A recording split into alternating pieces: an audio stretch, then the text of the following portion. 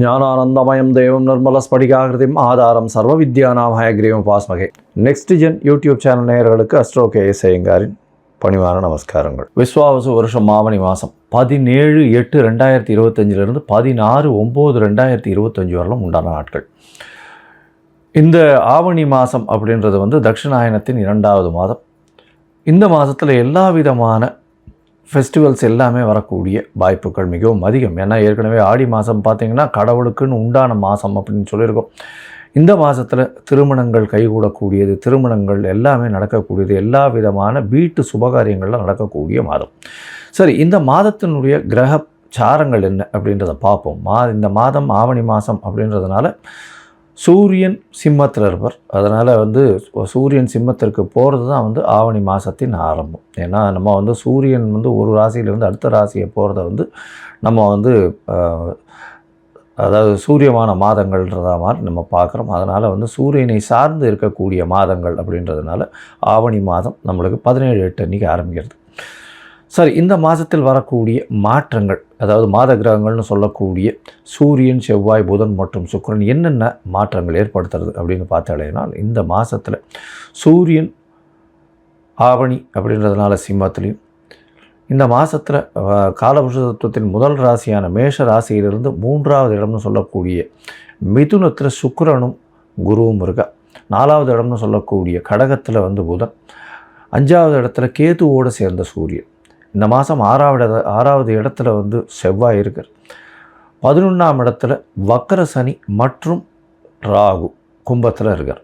சரி, இந்த மாதத்தில் மாறக்கூடிய கிரகங்கள் அப்படின்னு பார்த்தோம்னா, இந்த மாதம் பிறந்து ஒரே வாரத்துக்குள்ளே, அதாவது புதனும் சுக்கிரனும் மாறுறார். முதல்ல சுக்கிரன் மாறுறார். அதாவது 21/8/2025 அன்றைக்கி சுக்கிரன் கடகத்துக்கு போகிறார். அதற்கு பிறகு 25ஆம் தேதி பார்த்தாலேயானால் 25/8/2025 அன்றைக்கி புதன் கடகத்திலிருந்து அதாவது சிம்மத்துக்கு போகிறார். இந்த மாத கடைசியில், அதாவது 14ஆம் தேதி செவ்வாய் கன்னியிலிருந்து துலாத்துக்கு வர்றார் 14/9/2025 அன்றைக்கி. அதுக்கப்புறம் 15ஆம் தேதி சுக்கிரன் மறுபடியும் கடகத்திலிருந்து சிம்மத்துக்கு வர்றார். இதுதான் இந்த மாதத்தினுடைய மாற்றங்கள்.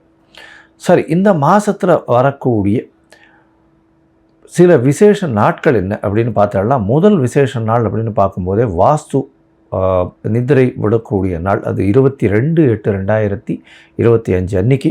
அதுவும் மத்தியானம் வாஸ்து நிதிரை விடுறார்.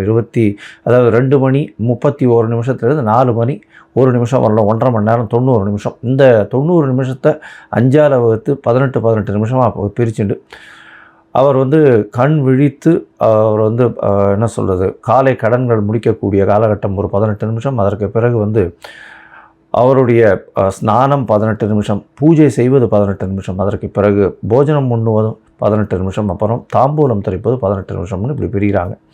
இதில் கடைசி 18 நிமிஷம் தாம்பூலம் தரிப்பதும் போஜனம் மருந்தும் கூடிய காலகட்டத்தில் செய்யக்கூடிய எந்த வேலைகளாக இருந்தாலும், அதாவது வீடு மனை கோல் போடுதல், அது தவிர வீட்டுக்கு புதுசாக வீடு கட்டுறது, வீட்டுக்கு அஸ்திவாரம் போடுறது, மனை இது பூஜை போடுறது, இது எல்லாமே எல்லா விதமான ஏற்றத்துடன் காணப்படும் அப்படின்றது. அது எந்த ஒரு தங்கு தடையின்றி போகக்கூடிய காலகட்டமாக இருக்கும்.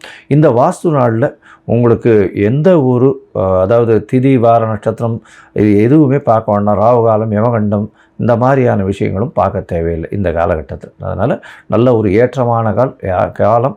நிச்சயமாக வீடு கட்டணும்னு பார்க்குறவங்க இந்த காலகட்டத்தை எடுத்துட்டிங்கன்னா நல்ல ஒரு ஏற்றம் கிடைக்கும். அதற்கு பிறகு இந்த மாதத்தில் பார்த்தடையானால் சாம உபாகர்மா, அதாவது எஜுர் உபாகர்மா, சாம உபாகர்மா, சாமவேதம் சொல்கிறவர்களுக்கு இந்த வருஷத்தினுடைய பூணல் மாற்றக்கூடிய அது செலிப்ரேஷன் என்ன, அந்த பூணல் மாற்றக்கூடிய அவர்களுடைய காயத்ரி ஜபத்தை பூணல் மாற்றக்கூடியதும், அவர்கள் காயத்ரி ஜபம் பண்ணி மிகப்பெரிய ஏற்றுமை கொள்ளக்கூடிய காலகட்டம் அப்படின்னு சொல்லக்கூடியது.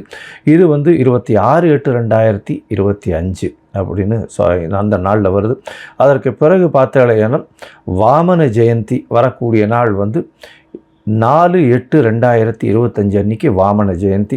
அதற்கு பிறகு 5ஆம் தேதி அன்னைக்கு ஸ்ரவண நட்சத்திரம், ஸ்ரவண விரதம் சொல்லக்கூடியது. அதற்கு பிறகு 7/9 அன்றைக்கி பௌர்ணமி. இந்த வாட்டி பௌர்ணமி பார்த்தாலேயானால் கிரகணம் வரும். ஏன்னா கேதுவோடு சேர்ந்த சூரியனும் ராகுவோடு சேர்ந்த சந்திரனும் வருது. இந்த வாட்டி உண்டான கிரகணம் டைமிங் அதெல்லாம் வந்து அப்புறமா போடுறேன். அது வந்து ஃபாலோ பண்ணுங்க. ஐ திங்க் பௌர்ணமியில் வர்ற கிரகணம் அப்படின்றதுனால சந்திர கிரகணம் ராத்திரி வந்து சந்திரன் மறைஞ்சு திருப்பி ஒளி ஊட்டக்கூடிய காலகட்டம் வரும். நான் அது இந்தியாவில் தெரியக்கூடிய விஷயம் அது. நான் அதுக்கு உண்டான டைமிங் இல்லாமல் எடுத்து போடுறேன். அதற்கு பிறகு 8, 9 அன்றைக்கி மாலையபட்சம் ஆரம்பிக்கிறது. இந்த வாட்டி பட்சம் வந்து நார்மலாக புரட்டாசியில் தான் வரும். முன்னாடி வந்து ஒரு 10 நாள் முன்னாடியே வந்துடுறது. மாலையபட்ச ஆரம்பம் 8, 9 அன்றைக்கே ஆரம்பிக்கிறது. 13ஆம் தேதி அன்றைக்கி, அதாவது 12ஆம் தேதி அன்றைக்கி மகாபரணின்னு சொல்லக்கூடியது. அதாவது யாரெல்லாம் பித்ருக்களுக்கு ஸ்ரார்த்தம் பண்ணுறாலோ அன்றைக்கி பண்ணக்கூடியது விசேஷம். அதாவது டேட்டு தெரியாமல் இருக்கிறவா, திதி தெரியாமல் இருக்கிறவாள்லாம் அன்றைக்கி பண்ணிடுவாள். அதே மாதிரி 14/9/2025 இன்றைக்கி மத்தியாஷ்டமின்னு சொல்லக்கூடியது. இன்றைக்கி அந்த அன்றைக்கி அஷ்டமியை வேற மத்தியாஷ்டமின்னு சொல்லக்கூடிய நடுபாதியான இந்த மாலையபட்சத்தின் நடுபாதி. அதனால் அன்றைக்கும் வந்து எல்லாருக்கும் தர்ப்பணம் கொடுக்கறத பண்ணலாம். இன்றைக்கி கோகுலாஷ்டமி வேறு, ஏன்னா ஆவணி மாதம் வரக்கூடியது அஷ்டமின்றதுனால கோகுலாஷ்டமி ரோகிணி நட்சத்திரோட சேர்ந்து வர்றதுனால அன்றைக்கி முனித்திரியம் ஸ்ரீமடம் இவாளுக்கெல்லாம் வந்து அன்றைக்கி ஸ்ரீ ஜெயந்தி இருக்கக்கூடும். அதனால் அன்றைக்கி வந்து மிகப்பெரிய ஏற்றமான நாள். அது தவிர பார்த்தலையானால் ஆவணி மாதம் ரோகிணி நட்சத்திரம், அதற்கு பிறகு அஷ்டமி, இது 3ம் சேர்ந்து வரக்கூடிய காலன்றதுனால கோகுலாஷ்டமி அப்படின்னு கொண்டாடுறேன். சரி, இந்த மாதம் வந்து மேஷம் முதல் மீனம் வரை எப்படி இருக்குது அப்படின்றத பார்க்கலாம். அதற்கு முன்னாடி என்னுடைய மொபைல் நம்பர் ஸ்க்ராலிங்கில் போயின்னு இருக்கும். உங்களுக்கு வந்து அஸ்ட்ராலாஜிக்கல் கன்சல்ட் தேவைப்பட்டதுன்னா எனக்கு வந்து மெசேஜ் பண்ணுங்கள். உங்களுடைய date, time, place of birth, உங்களுடைய பெயர், தாய் தகப்பனார் பெயர் அனுப்புங்க. என்னுடைய கட்டணம் என்னென்னு சொல்கிறேன், கட்டணத்தை போடுங்க. அதற்கு பிறகு உங்களுக்கு நான் இந்த பிடிஎஃப் வந்து போட்டுவிட்டு, அதாவது உங்களுடைய ஜாதகத்தை போட்டுவிட்டு, ஜாதகத்தில் சந்தி இருக்கான்னு பார்க்கணும். ஏன்னா எனக்கு தெரிஞ்சவா நிறைய பேர் 50 வயசு 55 வயசுலாம் இருக்குது. அவள்லாம் வந்து மிருகசீர நட்சத்திரம் ரிஷப ராசின்னு சொல்லிட்டு இருப்பா, ஆனால் மிதுன ராசியில் இருப்பாள். அதே மாதிரி சித்ரா நட்சத்திரம்னு சொல்லிட்டு இருப்பா, துலா ராசியில்னு சொல்லிட்டு இருப்பா, அது கன்னியா ராசியில் இருப்பாள். அந்த மாதிரி மாறி மாறி ராசிகளும் சரி லக்னங்களும் சரி மாறி இருந்து, அதனால் வந்து அவளுக்கு இப்போ நல்ல காலம் நடக்குது அப்படின்னு நினச்சின்னு இருப்போம். ஆனால் வந்து லக்னத்துக்கு ஏற்றமான காலமாக இருக்காது. அதனால் சந்தியில் இருக்கும்.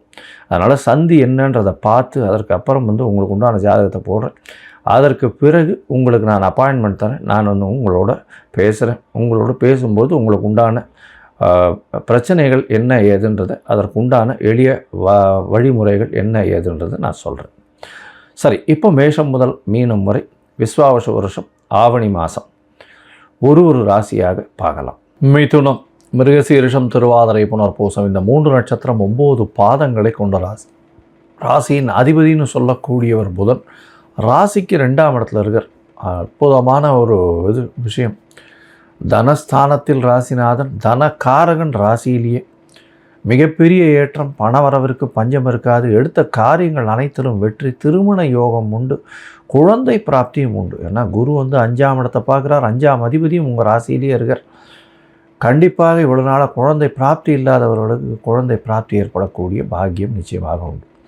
உங்களுடைய ராசிக்கு பார்த்தீங்கன்னா சப்தமத்தை வந்து குரு பார்க்குறதுனால திருமணத்திற்கு பார்த்து கொண்டு இருப்பவர்கள், இவ்வளோ நாளாக தடங்கள் இருந்தவாளுகள்லாம் திருமண பாக்கியம் ஏற்படக்கூடிய காலகட்டமாக அமைய போகிறது. இந்த மாதத்தில் பார்த்தாலேன்னா உங்களுடைய தந்தையின் உடல்நிலை சற்று பின்னடைவு இருந்தாலும் குருவின் பார்வையினால் பெரிய பிரச்சனைகள் வரக்கூடிய வாய்ப்புகள் நிச்சயமாக இருக்காது. ராசிக்கு 3ஆம் இடத்துல சூரியன் ஆட்சி பெற்று போயிருந்தாலும் முயற்சிகள் நல்லபடியாக இருக்கும். நிச்சயமாக சிறு சிறு தடைகள் மூலியமாக வெற்றி பெறக்கூடிய வாய்ப்புகள் இந்த மாதம் உண்டு. பொதுவாகவே பார்த்தோம்னா மாத கிரகங்கள்னு சொல்லக்கூடிய சூரியன், செவ்வாய், புதன் மற்றும் சுக்கிரனுடைய மாற்றங்களை வச்சு தான் வந்து இந்த மாத கிரகங்களை பற்றி பேசுவோம். சூரியன் ராசிக்கு 3ஆம் இடத்துல இருக்கிறது மிகவும் வலுவான ஒரு விஷயம். 3ஆம் இடத்துல இருக்கிற கேதுவோட சம்பந்தத்தில் இருக்கிற 2மே மறைஞ்சு இருக்கக்கூடிய விஷயம். நல்ல ஒரு ஏற்றம். எழுத்து பணியில் இருக்கிறவங்களுக்கு சிறு சிறு தொல்லைகள் வரக்கூடிய வாய்ப்புகள். கலைஞர்கள், கட்டுரை எழுத்தாளர்கள், ஆடிட்டர்ஸ் இவங்களுக்கெல்லாம் நல்ல ஒரு ஏற்றம் இருக்கும். என்ஜினியரிங், எலக்ட்ரிக்கல், எலக்ட்ரானிக் இந்த மாதிரியான விஷயங்கள் இருக்கிறவங்களுக்கு பெரிய ஏற்றம் கிடைக்கக்கூடிய வாய்ப்புகள் உண்டு. அது தவிர பார்த்தாலேனால் இந்த இசை கலைஞர்கள், அதாவது இந்த மூங்கில் இதிலேருந்து இசை பண்ணுறவங்க, அதாவது வாய்ப்பாட்டு இல்லாமல் மிச்ச வாத்தியங்கள் இசைக்கிறார் இல்லையா, அவளுக்கெல்லாம் பெரிய ஏற்றங்கள் இருக்கக்கூடிய காலகட்டமாக அமையும்.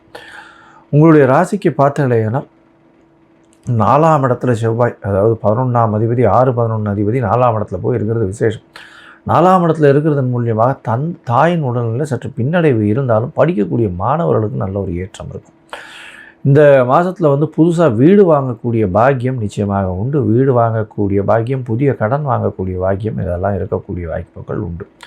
இவ்வளோ நாளாக கடன் அப்படின்னு பார்த்துட்டு இருக்கும்போது சிறு சிறு தடங்கள் இருந்துகிட்டே இருந்திருக்கும். ஆனால் இப்போ கையில் கடன் கிடைக்கக்கூடிய வாய்ப்புகள் உண்டு. மொத்தத்தில் பார்த்துடையானால் மிதுன ராசிக்காரர்களுக்கு ஏற்றமான காலம். பணவரவிற்கு பஞ்சம் இருக்காது. திருமண பாக்கியம் அமையும். குழந்தை பிராப்தி ஏற்படும். படிக்கக்கூடிய மாணவர்களுக்கு வெற்றி நிச்சயமாக இருக்கக்கூடிய காலகட்டம். தாயின் உடல்நிலை சற்று பின்னடைவு. உங்களுடைய உடல்நிலையில் நல்ல ஒரு ஏற்றம் இருக்கக்கூடிய காலகட்டம். எழுத்து பணியில் இருக்கிறவாளுக்கெல்லாம் நல்ல ஒரு ஏற்றம் இருக்கும். அதை தவிர பார்த்தாலேனால் இந்த டிராஃப்டிங், அக்கௌண்டிங் இதிலெல்லாம் வந்து பெரிய ஏற்றம் கிடைக்கக்கூடிய காலகட்டமாக அமைய போகிறது.